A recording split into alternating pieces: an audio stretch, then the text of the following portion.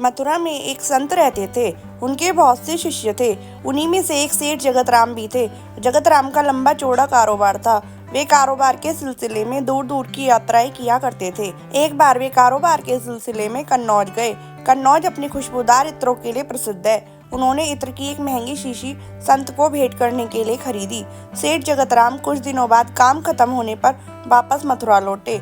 अगले दिन वे संत की कुटिया पर उनसे मिलने गए। संत कुटिया में नहीं थे। पूछा तो जवाब मिला कि यमुना किनारे गए हैं स्नान ध्यान के लिए। जगत राम घाट की तरफ चल दिए। देखा कि संत घुटने भर पानी में खड़े यमुना नदी में कुछ देख रहे हैं और मुस्कुरा रहे हैं। तेज चाल से वे संत के नजदीक पहुंचे। प्रणाम करके बोले, आपके लिए कन्नौज से इत्र की शीशी लाया हूँ। संत ने कहा, लाओ दो। सेठ जगत राम ने इत्र की शीशी संत के हाथ में दे दी। संत ने तुरंत वह शीशी खोली और सारा इत्र यमुना में डाल दिया और मुस्कुराने लगे। जगत राम यह दृश्य देखकर उदास हो गए और सोचा, एक बार भी इत्र इस्तेमाल नहीं किया, सूंघा भी नहीं और पूरा इत्र यमुना में डाल दिया। वे कुछ न बोले और उदास मन घर वापस लौट आए। कई दिनों बाद जब उनकी उदासी कुछ कम हुई तो वे संत की कुटिया में उनके दर्शन के लिए गए। संत कुटिया में अकेले आंखें मूंदे बैठे थे और भजन गुनगुना रहे थे।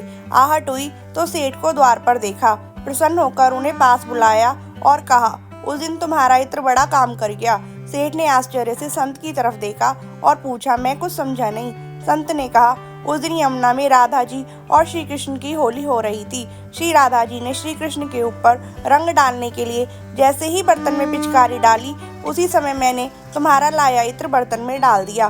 सारा इत्र पिचकारी से रंग के साथ श्री कृष्ण के शरीर पर चला गया और भगवान श्री कृष्ण इत्र की महक से महकने लगे। तुम्हारे लाए इत्र ने श्री कृष्ण और श्री राधा रानी की होली में एक नया रंग भर दिया। तुम्हारी वजह से मुझे भी श्री कृष्ण और श्री राधा रानी की कृपा प्राप्त हुई। सेठ जगत राम आंखें फाड़े संत को देखते रहे। उनकी कुछ समझ में नहीं आ रहा था।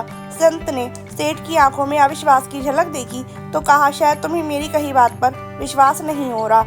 जाओ मथुरा के सभी श्री कृष्ण राधा के मंदिरों के दर्शन कराओ, फिर कुछ कहना। सेठ जगत राम मथुरा में स्थित सभी श्री कृष्ण राधा के मंदिरों में गए। उन्हें सभी मंदिरों में श्री कृष्ण राधा की मूर्ति से अपने इत्र की महक आती प्रतीत हुई।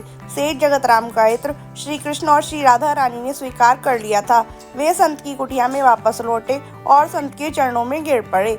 सेठ की आंखों से आंसुओं की धार बह निकली और उसे संत जी का अधिकार मालूम हुआ। संत की आंखें भी प्रभु श्री कृष्ण की याद में गीली हो गईं।